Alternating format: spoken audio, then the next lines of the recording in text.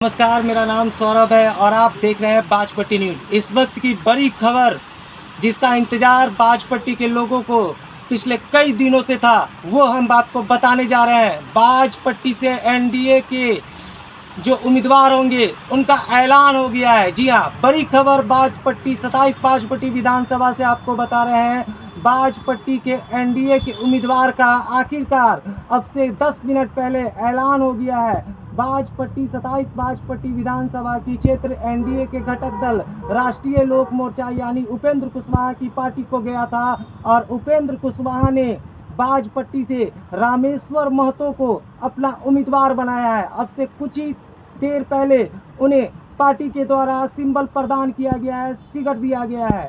बड़ी खबर आ रही है 27 बाजपट्टी विधानसभा से, जिसका लगातार लोगों को इंतजार था।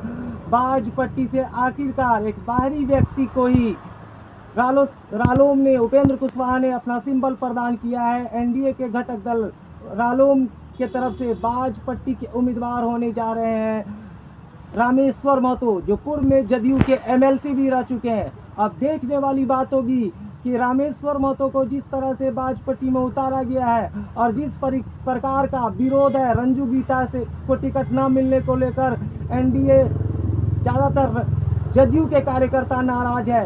दूसरी तरफ जो बाजपट्टी के लोग हैं वो लगातार एनडीए से स्थानीय उम्मीदवार की मांग कर रहे थे, वो एक तरफ नाराज है।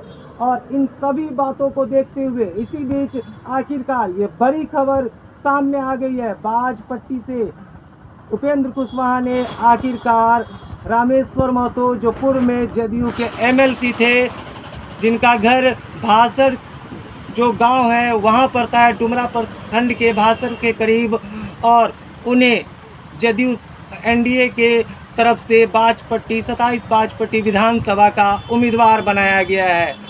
अब देखने वाली बात होगी लोगों का जो रोष है, एनडीए के समर्थकों का, जेडीयू के कार्यकर्ताओं का जो रोष है, लगातार जो सामने आ रहा था। जैसे ही पहला दिन सीट का ऐलान हुआ, 6 सीटें उपेंद्र कुशवाहा को मिलने जा रही है, उसी दिन बड़े टीवी चैनल्स लगातार रामेश्वर महतो का नाम चला रहे थे। और उसके बाद जैसे ही ये खबर निकल कर सामने आई कि रामेश्वर महतो को उपेंद्र कुशवाहा की तरफ से टिकट दिया जाएगा बाजपट्टी को, उसके बाद हमने भी आपको खबरें दिखाई थी और विभिन्न मीडिया नेटवर्क्स के द्वारा आपने देखी भी होगी कि लोग लगातार अपना रोष जता रहे थे। वो लोग लगातार स्थानीय उम्मीदवार को टिकट देने की मांग कर रहे थे। दूसरी तरफ जदयू के जो कार्यकर्ता हैं, जो सदस्य हैं, उन्होंने आज भी ऐलान किया है कि सामूहिक रूप से वो पटना जाकर जदयू पार्टी को अपना इस्तीफा सौंप देंगे अगर रंजू गीता को बाजपट्टी से टिकट नहीं मिलता है तो।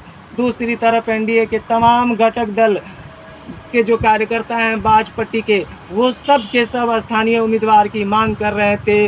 रंजू गीता ना सही तो रेखा गुप्ता, लेकिन उपेंद्र कुशवाहा ने खेला कर दिया है आखिरकार और फाइनल हो गया है कि बाजपट्टी से 27 बाजपट्टी विधानसभा से रालोम यानी राष्ट्रीय लोक मोर्चा, जो एनडीए गठबंधन का हिस्सा है, उसके उम्मीदवार होने जा रहे हैं रामेश्वर महतो, पूर्व एमएलसी रामेश्वर महतो।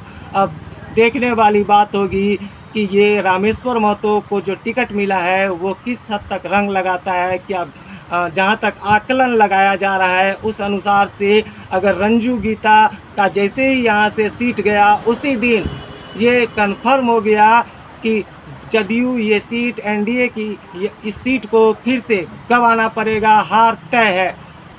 जिस दिन अगर रंजू गीता को ये सीट मिलता तो रंजू गीता एक तरफा चुनाव जीत पाती। ऐसा हमने जब सर्वे किया था पूरे बाजपट्टी विधानसभा का, उस दौरान भी ये बातें निकलकर सामने आई थी और रंजू गीता लगातार प्रयासरत भी थी टिकट लेने को लिए।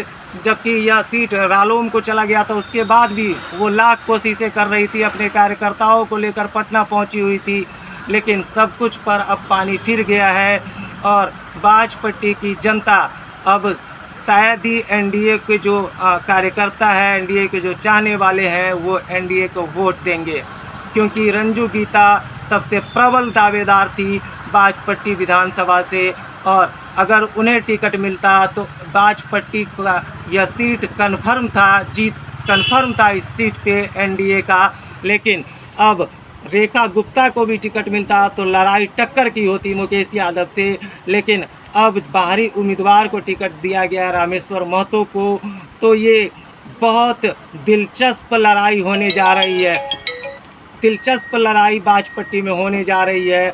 और एक तरफ जहाँ तक बड़े बड़े पत्रकार जो हमारे साथी है उन लोगों का आकलन है कि ऐसे में क्लियरली यह सीट फिर से महागठबंधन के पक्ष में, राजद के पक्ष में जा सकता है। और कल हमने बाजपट्टी के पत्रकारिता में बाजपट्टी के राजनीतिक की अच्छे समझ रखने वाले दैनिक जागरण के जो पत्रकार हैं हमारे भाई सन्नी गुप्ता, उनसे भी हमने बात की थी और उन्होंने भी यह बताया था, हमसे साझा किया था कि मुकेश यादव के तरफ पूरा माहौल, जिस तरीके से सीटों का बंटवारा हो रहा है बाजपट्टी में, पूरा माहौल मुकेश यादव के तरफ जाता हुआ नज़र आ रहा है।